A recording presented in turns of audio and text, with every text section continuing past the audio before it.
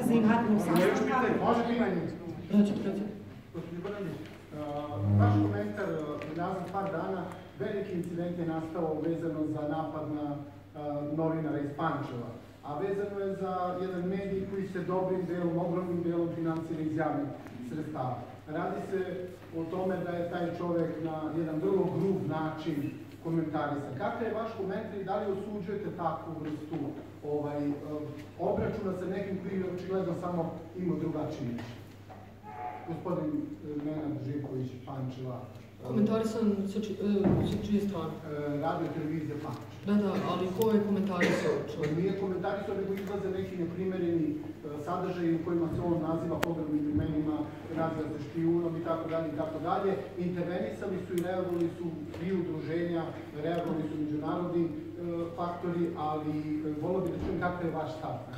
Kao i uvek ću osuđivati svaki napad na predstavnike medija. Dakle, mislim da je to, kao što sam nekoliko puta rekla i uvek ću reći, civilizacijska crvena linija mora da postoji.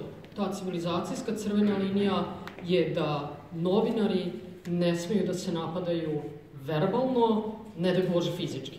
Dakle, apsolutno mislim da mora da u društvu mora da postoji dijalog, ali da predstavnici medija ne smeju da se napadaju ni verbalno, ni fizički.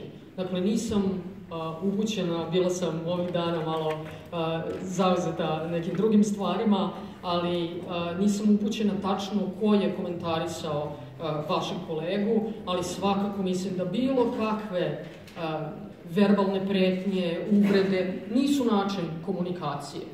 I prema medijima, nažalost, sve je više takvih verbalnih pretnji i uvreda prema neistomišljenicima. Čini mi se da to u najvećoj meri dolazi sa strane nekih predstavnika opozicije. Mislim da je to dijalog koji nije primeren, to je diskurs koji nas neće odvesti na stranu evropske Srbije, a ja se borim za evropsku Srbiju. Još jedno pitanje, ako mi dozvolite, vezano je za pitanje oko takozvanih vlasti na Kosovu. Predstavnik tih takozvanih vlasti sa Kosova iznao jedan zvaničan stav i spomenuje neke teritorije koje se nalaze na jugu Srbije kao neka moguća buduća teritorijalna razgraničenja. Da li imate reakciju na to i kakva je? Moja reakcija, opet ću se truditi da budem politički korektna i da budem diplomata, pa ću reći samo da je to potpuno, to nema veze s pameću. Dakle, to o čemu oni pričaju, to nikakve veze ni sa realnošću, ni sa pameću nema. Ja bi im preporučila da probaju da se vrate u realnost i da shvate šta su pravila ponašanja u 21.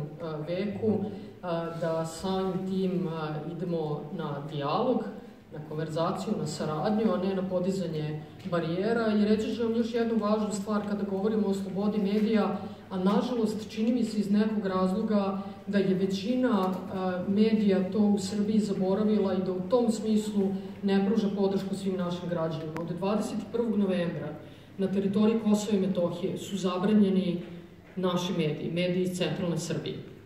Zabranjeni. Dakle, možete da zamislite da postoji neki penzioner danas na Kosovu i Metohiji koji nema internet, koji ne može da se informiše online, preko interneta, preko web portala, koji ne može da dobije štampani medij na srpskom jeziku.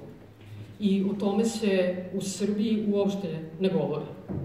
Dakle, ja bih mislila da kada govorimo o slobodi medija, da bi bilo malo više solidarnosti, da to važi na celoj teritoriji Republike Srbije, da je to takođe jedna evropska vrednost i van granica generalno Republike Srbije i da bi vi informisali kolege iz OEBS-a, Evropske istraživačke medije, sve one organe koje obično informišete kada vi niste zadovoljni slobodom medija u Srbiji i tražili od njih da reaguju kada od 21. novembra ne samo nemamo slobodu medija, nego imamo eksplicitnu zabranu da postoje mediji na srpskom jeziku na teritoriji Kosova i Metohije. Dakle, ja se nadam, recimo, da će to biti jedna od stvari na kojima možemo da radimo zajedno. Hvala. Hvala predsjednici vlade. Ja se izvinjavam, završavamo